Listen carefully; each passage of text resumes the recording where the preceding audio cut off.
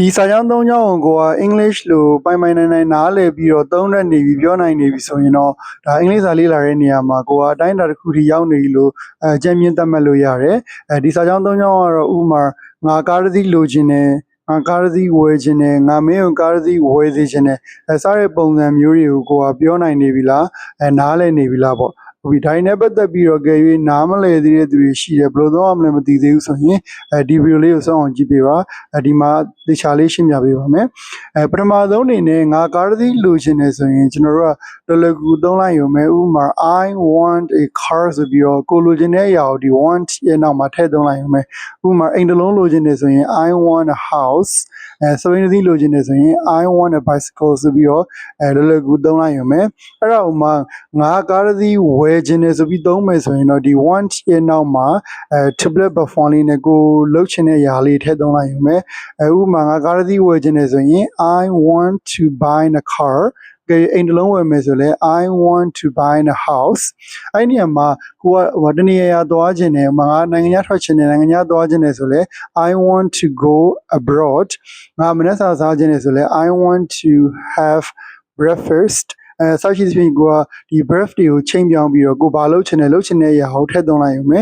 နောက်ဆုံးတစ်ခုကတော့ငါမင်းကိုကားတစ်စီးဝယ်စေချင်တယ်ဒါကကိုယ်တိုင်ဖြစ်ချင်တာမျိုးလုပ်ချင်တာမျိုးဝင်တယ်ဒါသူတစ်ပါးကိုလုပ်စေချင်တဲ့ပုံစံမျိုးဆိုရင်တော့I want you to buy a car ဆိုပြီးတော့ဒီ one and two plus perform ကြားမှာကိုလုပ်စေချင်တဲ့သူကိုထည့်သွင်းလိုက်ရုံပဲအကယ်၍ငါမင်းကိုအိမ်တစ်လုံးဝယ်စေချင်တယ်ဆိုလဲ I want you to buy a houseငါမင်းကိုနိုင်ငံခြားထွက်စေချင်တယ်ဆိုရင် I want you to go abroad ဆိုပြီးတော့သုံးလိုက်ရုံပဲကိုယ်တိုင်သွားချင်တယ်ဆိုရင်တော့ I want to go abroad ဆိုပြီးသုံးလိုက်ရုံပဲတယောက်ယောက်ကိုသွားစေချင်တယ်ဥပမာငါသူ့ကိုနိုင်ငံခြားသွားစေချင်တယ်ဆိုရင် I want him to go abroad ဆိုပြီးတော့သုံးလိုက်ရုံပဲဒါဆိုရင်ဒီ၃မျိုးထပ်ပြီးတော့ကိုယ်ထပ်သုံးချင်သေးတယ်ဆိုရင်ကိုကအငင်းတွေကိုလေ့ကျင့်လို့ရတယ်မေးခွန်းတွေကိုလေ့ကျင့်လို့ရတယ်ဥပမာငါကားမလို့ချင်ဘူးဆိုရင် I don't want a car ဆိုပြီးသုံးလိုက်ရုံပဲအိမ်မလို့ချင်ဘူးဆိုရင် I don't want a house အဲ့တော့ဥပမာငါကားမဝယ်ချင်ဘူးဆိုရင် I don't want to buy a car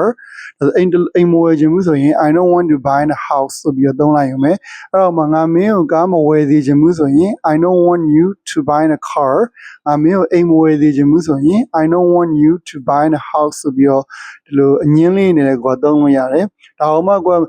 question တွေနဲ့မေးတဲ့ပုံစံမျိုးလေ့ကျင့်မယ်ဆိုလဲကျင့်လို့ရတယ်ဥပမာ do you want a car မင်းကားလိုချင်လားဒါမှမဟုတ် do you want a house အိမ်လိုချင်လားပေါ့do you want to buy a car မင်းကားတစ်စီးဝယ်ချင်လား do you want to buy a house မင်းအိမ်တစ်လုံးဝယ်ချင်လားဒါမှမဟုတ်ရင်do you want me to buy a car မင်းငါ့ကိုကားတစ်စီးဝယ်စေချင်တာလား or do you want me to buy a house မင်းငါ့ကိုအိမ်တစ်လုံးဝယ်စေချင်တာလားဒါမျိုးကအငင်းနေမေးခွန်းတွေလည်းထည့်သုံးပြီးတော့လေ့ကျင့်လို့ရတယ်ဒါမျိုးလေးတွေကျွမ်းကျင်သွားပြီဆိုရင်လည်းကိုကစကားပြောတဲ့နေရာမှာလည်းလေပတ်ပတ်နဲ့မြန်ဆန်ပြောနိုင်မှာဖြစ်ပါတယ်ဒီဗီဒီယိုလေးတော့ဒီလောက်ပါပဲနောက်ဗီဒီယိုတွေမှာလည်းဒီလိုမျိုးရောထွေးနိုင်တဲ့ English နဲ့ပတ်သက်တဲ့အပိုင်းတွေကိုထပ်ပြီးတော့ရှင်းပြပေးပါမယ်အားလုံးကိုကျေးဇူးတင်ပါတယ်